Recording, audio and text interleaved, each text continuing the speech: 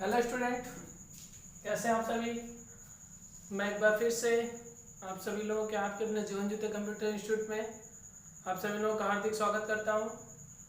और जैसा कि हम लोग आज एमएस एक्सेल की तीसरी क्लास के बारे में पढ़ेंगे, जो हम लोगों की एमएस एक्सेल की क्लास चल रही है उसके आज हम लोगों की नंबर तीसरी क्लास है, जिसके बारे में हम लोग आज पढ़ेंगे यहाँ पे। बाकी कल वाले में हमने 11 कुछ फार्मूले ऐसे कराए थे, इसके पहले वाले में भी 3-4 फार्मूले, और कुछ इसके पहले वाले में जो इंटरनेट और एमएस एक्सेल की दोनों क्लास एक साथ चली थी, उसमें हमने कुछ क्वेश्चन पूछा था। जब हमने इंटरनेट की एंडिंग पॉइंटिंग जो दो लास्ट में 6 नंबर और 7 नंबर की हेडिंग छूट गई थी, उसमें हमने दो चीजें आपकी दो क्वेश्चन आपसे पूछा था, दो या एक क्वेश्चन पूछा था कि बाबू इंटरनेट भारत में सर्वप्रथम कब आया और इंटरनेट भारत में सर्वप्रथम किस जगह प्रयोग किया गया। तो इसका जवाब आप इन लोगों के सबसे पहले अगर कोई देने वाले स्टूडेंट हैं, अंजलि यादव हैं, उन्होंने इसका आंसर दिया है। नंदलाल यादव के नाम से शायद उनकी आईडी है, जो कि ईमेल आईडी है, जिससे वो यूट्यूब पे आपके इंस्टीट्यूट में आपके ग्रुप में है। तो उन्होंने इसका आंसर दिया है। और बाकी हमने इंटरनेट की 1 पेज मतलब फर्स्ट पेज की और लास्ट पेज की थ्योरी भी मांगी थी, तो अभी तक सबसे पहले उन्हीं की आई है। और बाकी कुछ हमने कल वाले वीडियो में जो हमने जो है कि कुछ नंबरिंग की बात पूछी थी, जैसे जो रोमन अंक होते हैं, जैसे हमें ज्ञात करना होता है एमएस एक्सेल में, उसके बारे में भी हम जवाब मांगे थे। तो सबसे पहला जवाब उन्हीं का है। और ये तीनों तरीके से मतलब वह आपके इंस्टीट्यूट में या आप लोग जितने लोग पढ़ रहे हैं जीवन ज्योति कंप्यूटर इंस्टीट्यूट में हमारे यहाँ से, वह अब तक सबसे फर्स्ट तीनों चीजों में आई है।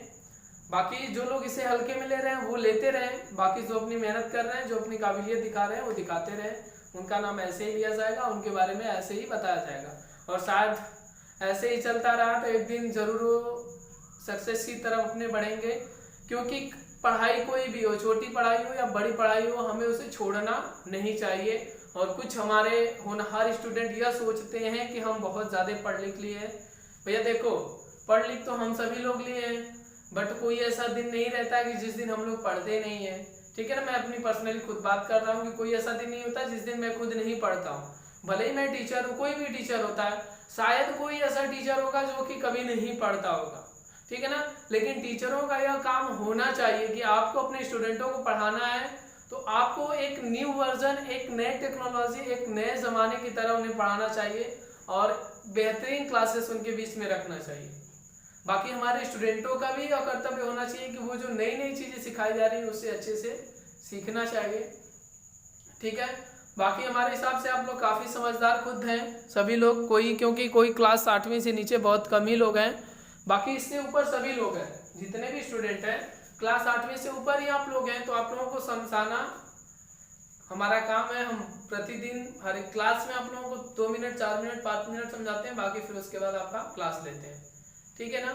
तो अभी एक दिन हमने कहा था कि पढ़ाई वह शेरनी का दूध है ना जिसे पीने के बाद, पढ़ाई वह शेरनी का दूध है जिसे पीने के बाद ना आप एक चीते की तरह, एक शेर की तरह जमाने में रह सकते हैं और सबसे तेज भाग सकते हैं और सबसे आगे रह सकते हैं और एक राजा की तरह राज भी कर सकते हैं। वह अगर कुछ कर सकता है तो वह पढ़ाई ही आपकी है, ठीक है। बाकी आप लोग खुद समझदार हैं। हर एक सब्जेक्ट से हमारा कहना है कि आप हर एक सब्जेक्ट से पढ़िए, और हो सकता है तो कल से एमएस एक्सेल के साथ हम एक अलग से क्लास आप लोगों की रीजनिंग की रखेंगे। हम रीजनिंग भी मतलब आल एग्जाम के थोड़ा सा पढ़ाना चाहते हैं, तो आपकी रीजनिंग भी रखेंगे। बाकी जो एक्सेल चल रहा है ये तो चलते ही रहेगा, ठीक है। अब हमें जो पढ़ना है एमएस एक्सेल में फार्मूला का प्रयोग, जो फार्मूले होते हैं जिनके प्रयोग से कार्य किया जाता है एमएस एक्सेल में, उसके बारे में हमें आज पढ़ना है कि नहीं, हम उससे कार्य कैसे करते हैं और किस प्रकार उससे कार्य किया जा सकता है, ठीक है ना। तो अब उसके लिए देखिए, जैसे कि पहला है, ये जो पहला वाला आपका सिंबल दे रखा है, इसका मतलब यह है कि यह किसी भी संख्या को, जैसे कि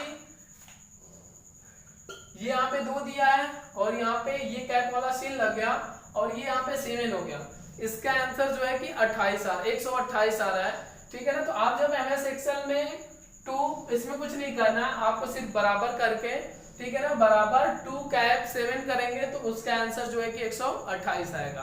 अब ये जो है कि गुणा भाग जोड़ घटाना जो भी चीजें इसमें दे रखा है टोटल, उन सभी चीजों के बारे में इसमें आपको जानकारी दी जाएगी। इसे आप अपने बुक में उतारना स्टार्ट कर दीजिए। अगर आप थ्योरी पे कर रहे हैं तब भी, अगर आप रफ पे कर रहे हैं तब भी। हम एक तरफ से समझाते जा रहे हैं, आप एक तरफ से उसे उतारना चालू करिए। जैसे आप कल वाला जो है कि जो भी आपका होगा, रोमन हो या फिर मोड स्क्वायर जो भी है या क्यूब है, जो फार्मूला है उसके नीचे MS एक्सेल में फार्मूला का प्रयोग लिख लीजिए। ठीक है, लिखने के बाद नंबर 1 हेडिंग डालिए, यहाँ पे कैप वाला सीन बना के, बाकी उसके नाम लिख के 2 और बाई ये एग्जाम्पल 7 है, एग्जाम्पल के साथ बराबर 128 इसका लिखिए। उसके बाद दूसरा मल्टीपल जो है कि आपका गुणज का चिन्ह जो होता है, कंप्यूटर में देखेंगे आप तो गुणे का चिन्ह ऐसे नहीं दिया होगा, ठीक है ना। जो नंबर की होती है, नंबर की में स्टार का चिन्ह दिया होता है, उसी स्टार के चिन्ह को क्या कहते हैं, गुणा कहते हैं, ठीक है ना।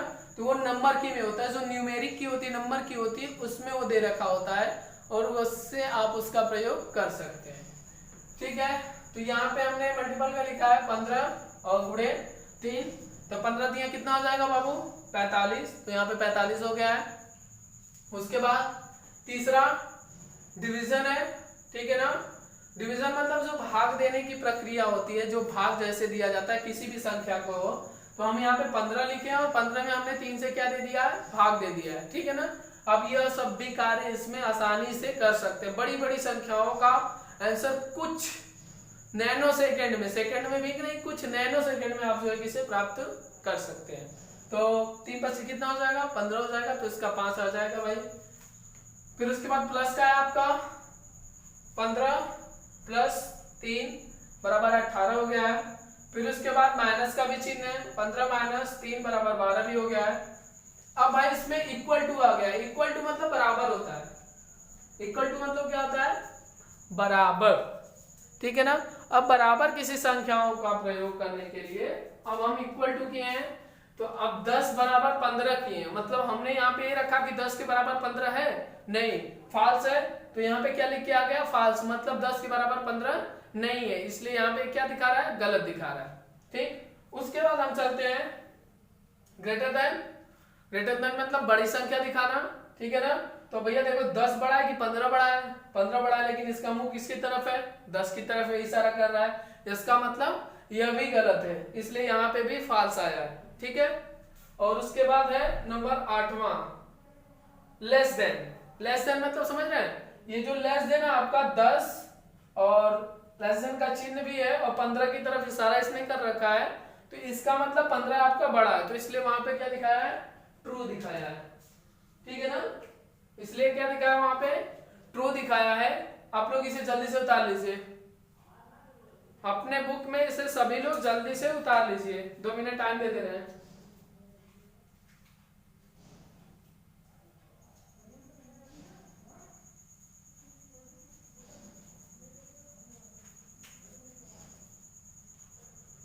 हो गया होगा सबका लगभग, ठीक है। जिनका नहीं हुआ होगा वीडियो रोक के कर लेंगे अपना।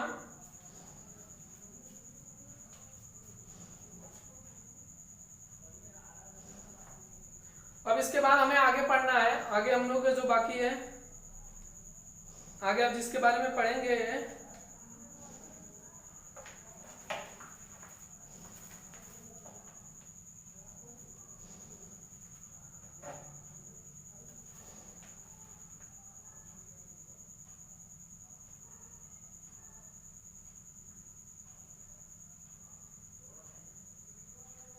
ठीक है ना। हो गया यहाँ तक। अब मम्मी से क्या कर रहे हैं, मिटा दे रहे हैं, ठीक है ना। अब मिटाने के बाद इसमें आप लोग जो है कि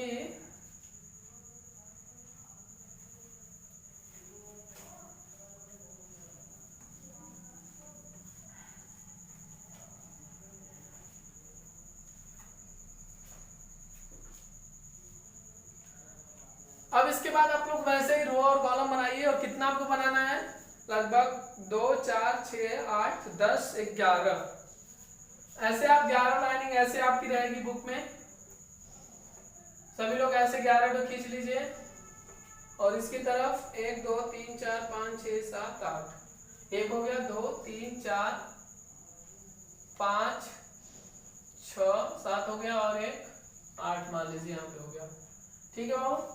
इसे यहाँ पे खींच लेते हैं, देखो 1 हो गया, ये आपका 2 हो गया, ये आपका 3 हो गया, ये आपका 4 हो गया, ये आपका 5 हो गया, ये 6, ये 7 नंबर, ये 8 नंबर, और ये हो गया आपका 9, और ये हो गया 10, और लास्ट में क्या आ गया 11। ठीक है ना। मान लीजिए हम इसे मिटा देते हैं यहाँ तक, और क्योंकि हमें फार्मूला भी लिखना है इसमें ना, ऐसे नंबरिंग करके बीच में ही हम यहाँ पे दे देते हैं, और एक इसमें भी दे देते हैं। ठीक है ना। इतना सभी लोगों ने बुक में बनाइए। और उसके बाद सबसे पहला वाला जो है, आप नंबरिंग वाला सिस्टम आप सभी लोग जानते हैं कि नंबर वाला सिस्टम कैसे हमें यूज करना है। ठीक है ना। ऐसे सभी लोग बना लीजिए, और नंबर वाला कैसे यूज करना है उसके बारे में आप एक तरफ से हम बता रहे हैं। ठीक है। सबसे पहले वाले में आप जो है कि नेम डालिए। पहले इसमें ए डाल देते हैं भाई। देखो ये ए होना चाहिए ना, A B C D E F G. ठीक है ना। यहाँ पे 1 2 3 4 5 6 7 8 9 10, और उसके बाद ये हो गया आपका 11, मतलब 11 नंबर। ये क्या हो गया 11 हो गया। ठीक है ना। अब उसके बाद ए वाले में क्या निकला है बाबू, देखो सबसे पहले नंबरिंग इसमें भी छूट गया,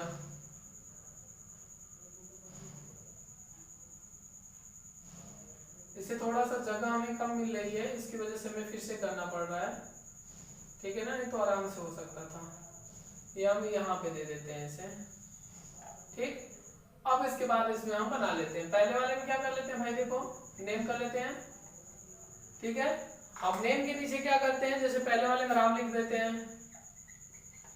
ठीक है। दूसरे वाले में श्याम हो गया। ठीक है। तीसरे वाले में मोहन हो गया। चौथे वाले में सोहन हो गया। ठीक है। पांचवे वाले में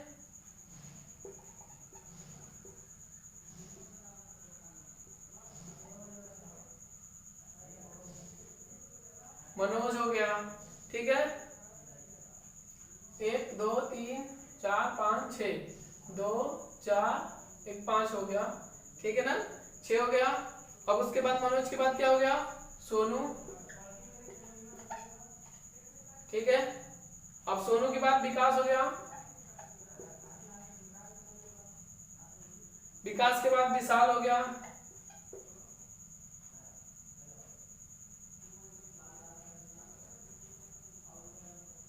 मोनू विकास विशाल, और क्या छूट रहे हैं कुछ लोग, 2 2 4 6 8 10, और नंबर 10 पे कौन हो जा रहा है, गौरव।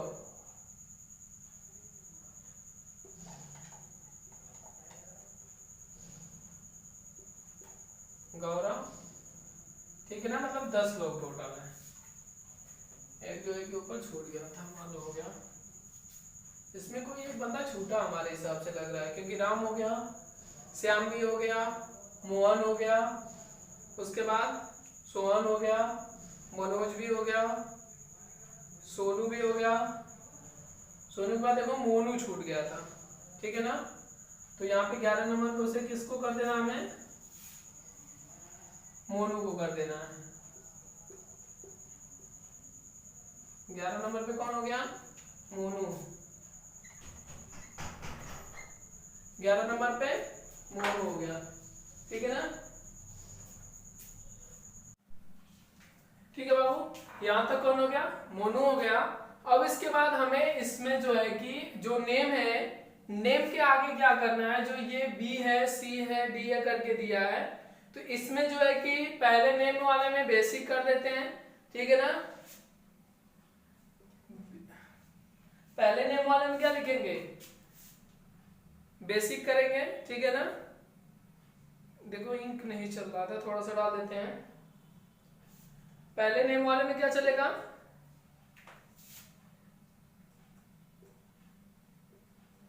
बेसिक। दूसरे वाले में क्या होगा, यार ये मार्कर निकालना है। दूसरे वाले में क्या हो जाएगा आपका, टी हो जाएगा, टी ए। उसके बाद वाले में डी ए, मार्कर कैसे खुल गया यार, टी ए के बाद क्या हो जाएगा बाबू, डी ए हो जाएगा, डी ए के बाद एल आई सी होगा, डी ए के बाद क्या हो जाएगा, एल आई सी। दो गई यार, डी ए के बाद L I C, L I सी हो गया। एल आई सी के बाद पी एफ हो जाएगा, पी एफ, और पी एफ के बाद आपका क्या हो जाएगा, एच आर ए, ठीक है ना। और इसमें जो लास्ट बचेगा, लास्ट में टोटल हो जाएगा। इसके बाद जी के बाद एच भी कर लीजिएगा आप लोग, एफ के बाद जी हो जाएगा, जी के बाद आप एच भी कर लीजिएगा और एच में टोटल कर दीजिएगा, ठीक है ना। एच में आपको क्या करना है, टोटल करना है। बोर्ड थोड़ा सा छोटा पड़ जा रहा है आप लोगों के लिए, बाकी कुछ दिन में अगर बड़े बोर्ड का इंतजाम होगा तो बाकी उस पर करेंगे तो हम लोग अच्छे से होगा।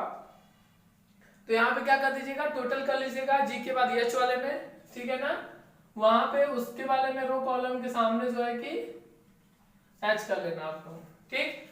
अब उसके बाद बेसिक वाले में क्या लिखते हैं, 1200, ठीक है ना।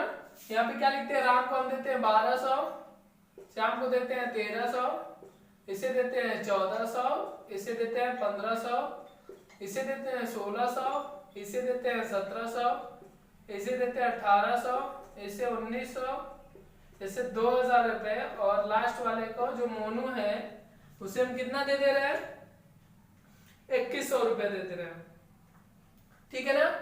इसे कितना देंगे आप लोग, 2100 रुपए। अपने बुक में करिए आप लोग, 1200, 1300, 14, 15, 16, 17, 18, 19, 20 और 2100 रुपए हो जाना है, ठीक है ना। 2100 रुपए करने के बाद अब इसका जो फार्मूला होता है, ठीक है ना, पहले एक नॉर्मली इसके लिए फार्मूला हम यूज करेंगे। तो फार्मूला में हो जाएगा, बराबर करिएगा आप लोग, उसके बाद प्लस का निशान ऐसे ब्रैकेट, ठीक है ना। उसके बाद ये b के नीचे और 2 के सामने है, तो यहां से आप लोग B2 करना, क्या करना है आपको, B और 2 करना है, ब्रैकेट बंद करके गुणे वाला निशान जो दिया है उसे, और हम करते हैं 4% के हिसाब से, कितने परसेंट, 4% के हिसाब से इसका वैल्यू हम निकालते हैं, ठीक है ना। पहले बराबर प्लस का चिन्ह, B2 गुणे 4%, ब्रैकेट बंद, इंटर। उसके बाद इसका जो है कि आंसर जो निकलेगा वो आप अपने बुक में करेंगे, ठीक है। फिर आगे हम बता रहे हैं आगे क्या करना है। पहले इतना आप लोग अपने बुक में करिए सभी लोग, इतना आप सभी लोग नोट कर लीजिए अपने बुक में। फार्मूला इसका है बराबर प्लस का निशान, ब्रैकेट छोटा वाला, B2 ब्रैकेट क्लोज गुणे 4, और बाकी उसके बाद परसेंटेज का चिन्ह और इंटर रहेगा, ठीक है। और हमने जो एच में बताया ना, लास्ट वाला जो रहेगा वो आपका टोटल रहेगा। जी के बाद जो एच आएगा, एच आर ए के बाद टोटल आप वहां पे लिखिएगा, इतना ध्यान में रहे, कोई भूलेगा नहीं इस चीज को, ठीक है। ये तो इसका एक फार्मूला हुआ, इतना हो गया हमें आशा है कितना हो गया होगा सबका, ठीक है। अब इसके बाद हम इसके दूसरे फार्मूले पे, इसके दूसरे ही फार्मूले पे जैसे टोटल किसी चीज का निकालना है, ये तो यहाँ पे आपको निकालना है एक एक का, ठीक हो जाएगा, ठीक है ना। अब हमें टोटल निकालना है, इसका जब आपको टोटल निकालना है, क्या निकालना है, टोटल फार्मूला का निकालना है, टोटल का हमें निकालना है, ठीक है ना। किसका, टोटल का। तो टोटल के लिए बाबू क्या करेंगे, देखो हमें जो अपना फार्मूला बताया गया है उसे हम यूज करेंगे। इसमें आप टोटल वाला जो फार्मूला यहाँ पे लिखेंगे प्लस, ठीक है, ब्रैकेट B2 हो गया। उसके बाद प्लस C2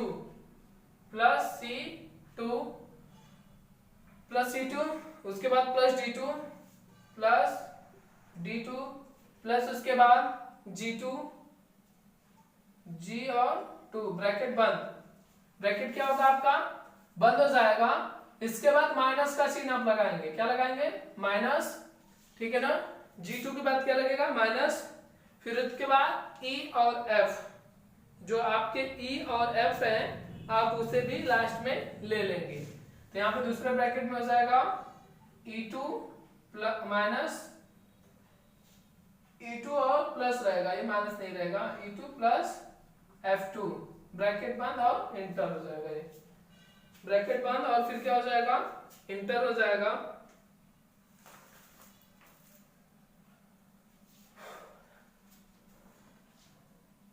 ठीक है, ये इसका फार्मूला है। अब देखिए ये फार्मूला आप लोगों के लिए टफ होने जा रहा है क्योंकि ये चीजें अभी तक आपको समझ में आई हुई नहीं है।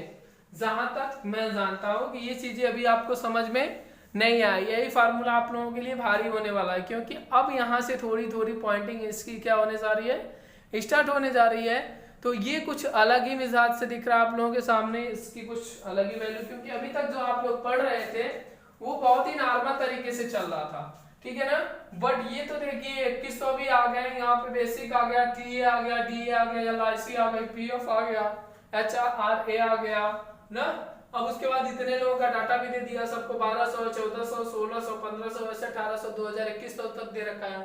तो भाई ये पूछ क्या रहा है, पहले तो लोग ये जानेंगे कि सर ये दिया क्या है, सर ये कह क्या रहा है कि नहीं भाई तुम्हें करना क्या, पहले तो ये तो मालूम होना चाहिए। अनिवार्य सबसे ये है कि नहीं ये करना क्या कह रहा है, आपको करना क्या है, वो चीजें जानना जरूरी है। ठीक है, तो देखो जो यहाँ पे बेसिक दिया है, बेसिक मतलब जानते हो क्या होता है, बेसिक मतलब होती है सैलरी। यहाँ पे जो बेसिक में रखा गया है, जैसे बेसिक में 1200 रुपए रखा गया है, तो राम को जो है कि 1200 रुपए सैलरी दी गई है। राम को सैलरी कितना दी गया है, 1200 रुपए। हिंदी में सैलरी को वेतन कहते हैं, ठीक है ना। सैलरी को हिंदी में क्या कहते हैं, वेतन कहते हैं। राम एक व्यक्ति है, उसे जो है कि एक महीने में 1200 रुपए पेमेंट दिया गया है, वही उसका बेसिक है और वही उसका वेतन है और वही उसका पेमेंट है, ठीक है ना। तो हिंदी में वेतन कहते हैं और अंग्रेजी में उसे सैलरी कहते हैं। तो उसे एक महीने की सैलरी कितना दी गई है, 1200 रुपए, ठीक है ना। अब उसके बाद इसमें नंबर दूसरा सी के नीचे दिया भाई TA ना, TA दिया, तो TA का मतलब यहाँ पे TA मतलब आपका हो जाएगा ट्रेवलिंग, जो यातायात खर्च होता है उसके लिए यहाँ पे दे रखा है, ठीक है ना। ये यातायात जो खर्च होता है, जो ट्रैवलिंग आप करते हैं ना, जो ट्रैवल करते हैं, जो आप घूमेंगे उसके लिए, मतलब कि आप जो है कि इसी 1200 रुपए में घूमने के लिए भी जा रहे हैं, ठीक है। दूसरी चीज हो गया। तीसरी चीज इसमें DA दिया है, तो DA क्या होता है भाई, ये जो आपकी महंगाई होती है ना, DA पे आपकी जो महंगाई होती है, महंगाई दर है, मतलब जो महंगाई पर महीने की बढ़ रही है बट आपकी सैलरी उतना ही है, तो उस महंगाई के लिए यहाँ पे DA रखा है, ठीक है। उसके बाद आता है LIC, मतलब जीवन बीमा निगम जो होता है, जो आप LIC कराते हैं अपने जीवन की रक्षा के लिए, आप जो है कि कुछ पैसे LIC में भी पेमेंट कर रहे हैं, दे रहे हैं, ठीक है। उसके बाद PF आता है, PF जो होती है हिंदी में उसे भविष्य निधि कहते हैं। PF को हिंदी में क्या कहते हैं, भविष्य निधि कहते हैं, ठीक है ना। तो यह भविष्य निधि मतलब यह होता है कि यह भविष्य में आपके आने वाले समय में आपके अकाउंट से जो प्रति महीने बैलेंस कटता है, जब आप रिटायरमेंट होंगे या जो आपको पेंशन के रूप में मिलता है, वही भविष्य निधि होता है।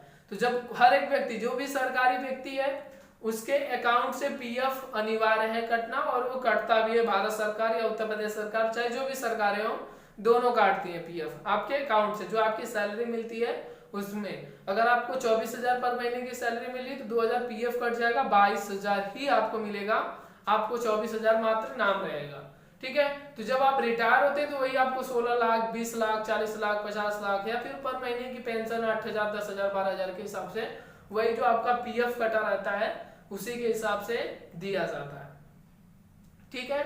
उसके बाद आपका जो है कि ये जो आपका HRA है, इसे हमने हाउस रेंट के लिए रखा है ना। हाउस रेंट हो गया मतलब किराया, रूम किराया खर्च।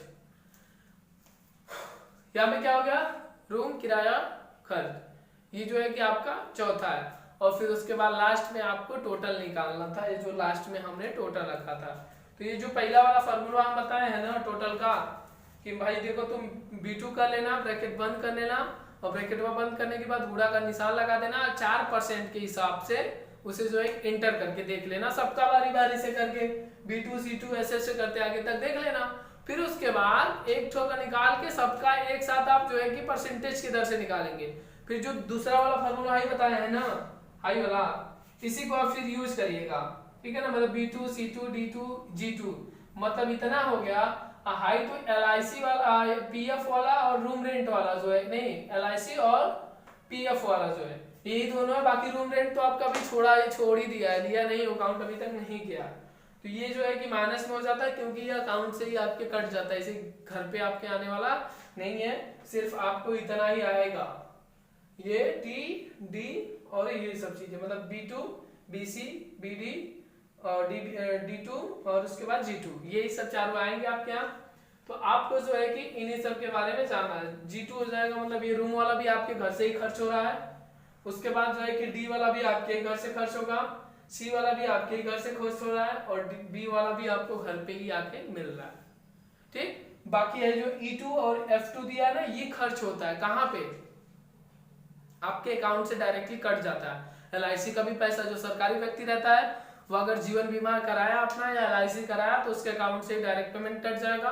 PF भी आपके अकाउंट से पेमेंट डायरेक्टली कट जाती है, वो आपके घर पे पैसे नहीं आते तो उसे आप खर्च के रूप में जोड़ नहीं सकते हैं, ठीक है। ये चीजें हो गई। अब उसके बाद हमें क्या करना है कि अब ये चीजें हो गई, अब हमें इन सबका निकालना है, सबको बारी बारी से अब यूज करेंगे, और ये जो उनका महीना है, दर है, डेट है, सभी चीजें आप जो है कि भरेंगे, ठीक है ना। समझ में आया कि नहीं इतना है? ये चीजें आप लोगों को समझ में आई कि नहीं, ये बताइए। देखिए फार्मूला ये कहीं बहुत जबरदस्त है और बड़ा भी है हमारे हिसाब से, जो ये फार्मूला है कर लीजिए इसे। बाकी आप लोग आइएगा तो हम इसका प्रैक्टिकली आप लोगों को करा देंगे, बाकी ये थ्योरी में जैसे आपको करना है वैसे आप इसका कर दीजिए।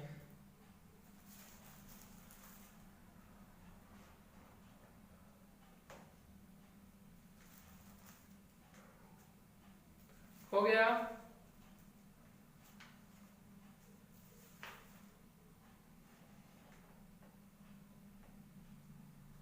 हमें आशा है कि हो गया होगा, बल्कि विश्वास भी है हम लोगों के प्रति कि हो गया होगा। क्या हो गया इसका काउंट?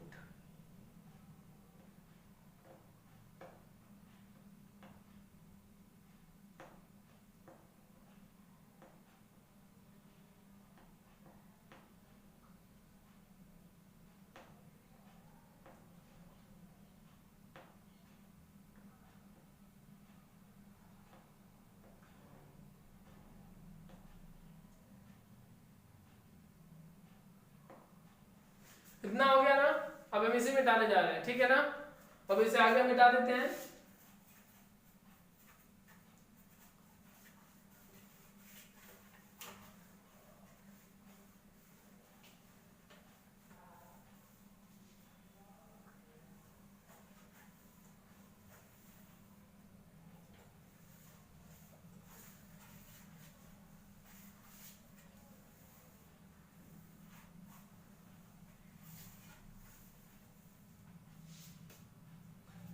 अब इसके बाद हम जो है कि काउंट का कर लेते हैं। हमें लग रहा है काउंट का हमारा छूट गया है, ठीक है।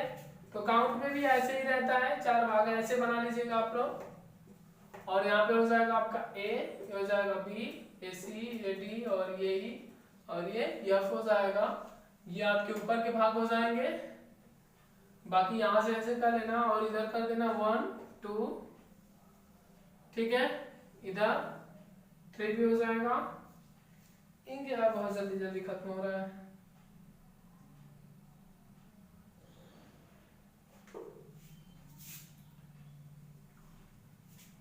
इधर 4 हो गया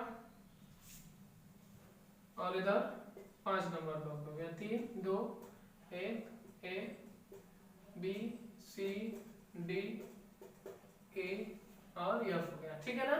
इतना हो गया। हम यहाँ पे मान लीजिए 15 5 कर देते हैं। यहाँ पे 3, यहाँ पे 2, यहाँ पे 1, यहाँ पे 1, यहाँ पे 5 4 3 9 2 1, इतना हम कर देते हैं। अब इसे यूज करने के लिए क्या करेंगे आप, बराबर, ठीक है ना। काउंट वाला अब यूज करेंगे। काउंट का जो फार्मूला होता है उसे हम यूज करेंगे, ठीक है ना। तो काउंट वाले के लिए हम बराबर करते हैं, अब यहाँ पे लिखते हैं COUNT काउंट ब्रैकेट, ठीक है। उसके बाद यहाँ पे ए कर लेना, 1 के सामने है A1 ब्रैकेट A1 हो जाएगा, सेमी कॉमा, ये जो बिंदी होती है दो शिफ्ट बटन के साथ आएगा, ये हो गया आपका क्या सेमी कॉमा, और उसके बाद इधर क्या है ई है, यहाँ पे कर लेना ई, और लास्ट क्या है 5 है, E5 ब्रैकेट क्लोज और एंटर करेंगे। ब्रैकेट क्लोज के बाद क्या करेंगे इंटर। तो यह आपको आंसर में क्या देगा मालूम है आपको, 1 2 3 4 5 6 7 8 9 10 11 12, मतलब यह आपको क्या बताएगा 12। अब आप सोचेंगे कि सर 12 मतलब क्या बता रहा है, जोड़ रहा है, घटा रहा है, गुणा कर रहा है, भाग कर रहा है, क्या कर रहा है कि 12 आ रहा है ना। तो इसमें क्या करना है, आप इसके नीचे इतना करने के बाद आप इसके नीचे लिख लीजिए, ये बना लीजिएगा, इसे बनाने के बाद नंबर डाल लीजिएगा, नंबर 5 तक, यहाँ ई तक डाल लेना, बराबर नीचे आना, count bracket A1 semi comma E5 क्योंकि 5 के नीचे है, और ब्रैकेट यहां से क्लोज, और उसके बाद एंटर, और आंसर में कितना आ रहा है 12। तो 12 मतलब आपको ये आ रहा है ना कि ये 2 3 4 5 6 7 8 9 10 11 12। तो इसके कहने का मतलब यह है कि ये टोटल जो चीजें दे रखा है यह 12 संख्याएं दे रखा है। मतलब अब इसके नीचे आप लिखेंगे, काउंट के नीचे जो फार्मूला जब यूज कर लेंगे 12 आंसर आ जाएगा, उसके नीचे लिखेंगे कि इसका प्रयोग, इस फार्मूले का प्रयोग भरे हुए सेलों की संख्या ज्ञात करने के लिए करते हैं। इस फार्मूले का प्रयोग भरे हुए सेलों की संख्या ज्ञात करने के लिए प्रयोग करते हैं। इस फार्मूले का प्रयोग भरे हुए सेलों की संख्या ज्ञात करने के लिए करते हैं। भरे हुए सेलों की संख्या ज्ञात करने के लिए करते हैं, ठीक है बाबू, यहां तक ये हो गया। अब उसके बाद इसमें एक और फार्मूला हम लोग आज पढ़ लेते हैं मोड का, ठीक है ना। अब मोड वाले में क्या करना है, उसमें ज्यादा कुछ नहीं है, ये हो गया होगा। मोड वाले में भी कुछ नहीं करना है, नॉर्मल है वो भी, शेषफल जो संख्याओं का बचता है उसी को ज्ञात करता है, उसमें और ज्यादा संख्याएं नहीं दे रखा है। अब जब यूज करेंगे तो आपको मालूम हो जाएगा खुद। इसमें बराबर क्या करते हैं, मान लीजिए हम यहाँ पे दे दिए 13, ठीक है ना। अब 13 को हमें ज्ञात करना है 3 से, तो उसके लिए बराबर मोड कर लेना, MOD मोड हो जाएगा। और मोड करने के बाद क्या करेंगे आप, bracket 13 comma 3 bracket close enter, और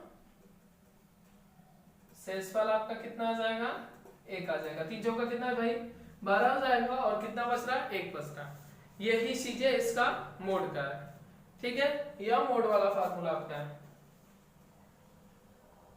MOD मोड का।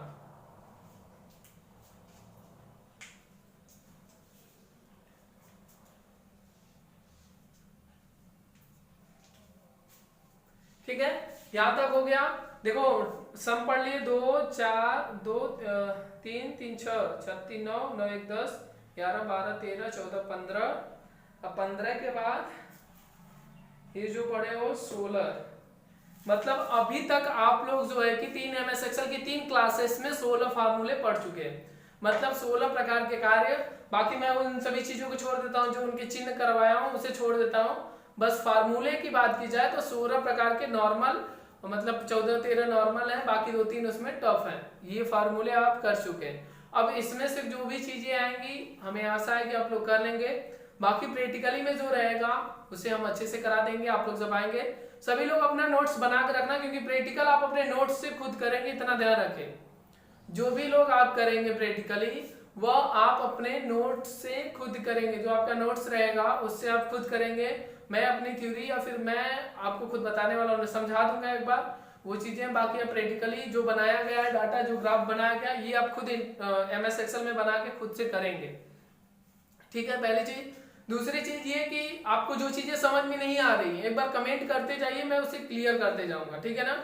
बीच में 3-4 क्लासेस गैप होने के कारण थोड़ा सा रोटेशन आप लोगों का भी खराब हुआ है, इसकी वजह से आप लोग कुछ ज्यादा ही प्रॉब्लम में देख रहे हैं। फिर से आप सभी लोग अपना क्लास फिर से पकड़ लीजिए और अपने क्लास फिर से करिए। बाकी जो आपसे क्वेश्चन पूछा जा रहा है, जो आपके अगले अगले क्लास में पढ़ाया जा रहा है, जो क्वेश्चन पूछे जा रहे हैं, कम से कम उसके कमेंट तो कर दिया करो। कमेंट करने में पैसे नहीं लगते हैं, कमेंट करने में पैसे नहीं लगते हैं, ठीक है ना। बहुत फ्री का काम होता है और लगभग फ्री का ज्ञान मिल रहा है, तो लेने में बहुत प्रॉब्लम हो रही है आप लोगों को, तो कोई बात नहीं।